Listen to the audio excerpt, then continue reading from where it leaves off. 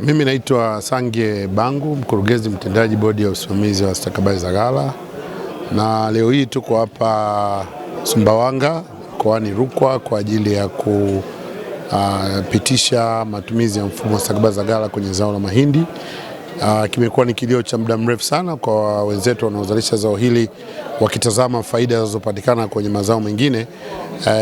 Imekuwa ni swali kubwa, ni lini tungeingia kwenye mazao haya, lakini nafuraha kwamba kwa kushirikiana na wenzetu wa Kopra, Tume ya Maendeleo ya Ushirika pamoja na Soko la Bidhaa Tanzania, tumeweza kwa pamoja kuwa na mjadala mzuri na wakulima wa kutoka hapa Sumbawanga, lakini wadau mbalimbali wakiwepo wafanyabiashara, vyama vya ushirika, na wote kwa ujumla tumekubaliana kwamba mfumo huu utakuwa ni mkombozi kwa maana ya kuwezesha kuleta ushindani ambao ni sahihi zaidi. Imebainishwa pale kwamba matarajio ni kwamba tunatamani tupate 70% ya bei ambazo zinapatikana sokoni ziweze kuwafikia wakulima. Lakini pia tumepata malalamiko mengi ya wakulima kutokana na uzalishaji mkubwa wa bidhaa.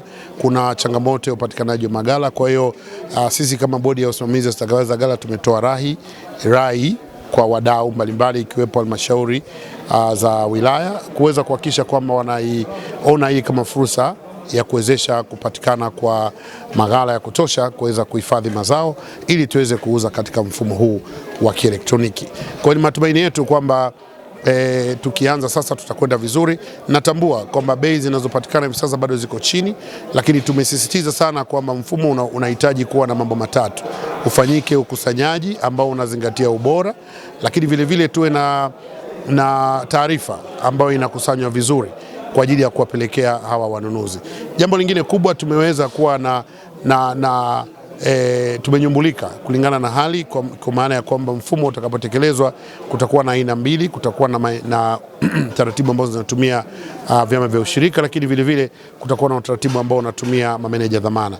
Na tumekuwa na wadau wenyewe, wakulima ambao wanazalisha kwa kiasi kikubwa, wameridhika kwa kiasi kikubwa kwamba wale wanaohitaji watapita kwenye ushirika, lakini wale ambao wana uzalishaji mkubwa basi watapita kwenye utaratibu wa meneja dhamana. Sisi kama WRB tumejipanga vizuri kuhakikisha kwamba huduma sahihi itapatikana ili tuhakikishe kwamba sokoni tunakwenda vizuri.